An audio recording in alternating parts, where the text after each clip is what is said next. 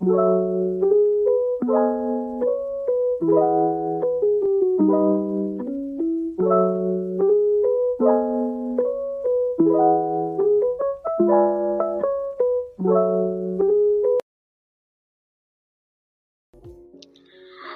apa kabar sobat sehat?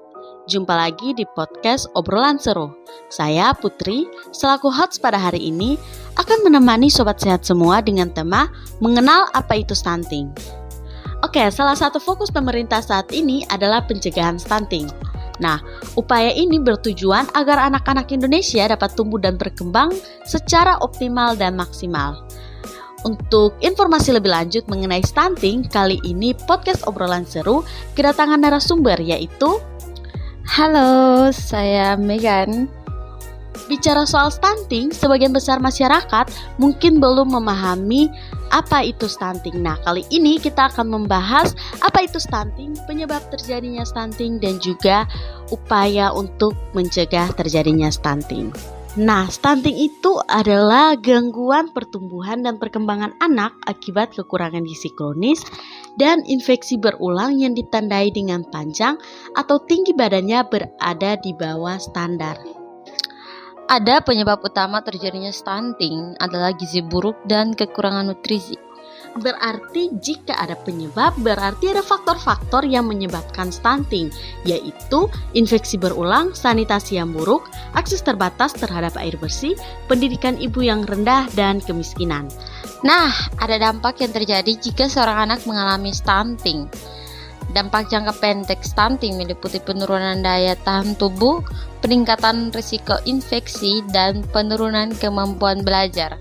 Oke, jika ada dampak jangka pendek berarti ada dampak jangka panjangnya juga. Nah, dampak jangka panjangnya itu seperti penurunan produktivitas di masa dewasa, peningkatan risiko penyakit kronis, dan penurunan kemampuan kognitif. Nah, kita sudah membahas apa yang menyebabkan terjadinya stunting dan juga dampak stunting, dampak jangka pendek dan dampak jangka panjangnya. Nah, selanjutnya, sejak kapan stunting itu dapat terjadi sih?